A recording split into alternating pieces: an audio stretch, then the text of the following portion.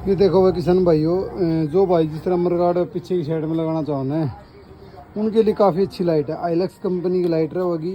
Switch इसमें साथ में अपने मिलेगा और ये सॉकेट साथ में मिल जाएगा अपने भाई। तो काफ़ी अच्छी लाइट है, हैवी नट बोल्ट के साथ में आती है।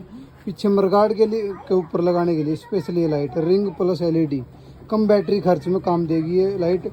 आप किसी फील्ड में यूज़ करो, मज़ा आ जाएगा भाई। आइलैक्स कंपनी की लाइट है, आपको मिल जाएगी। अगर आप किसी भाई ने चाहिए स्क्रीनशॉट लो और डायरेक्ट हमारे नंबर पे ऑर्डर कर सको। धन्यवाद।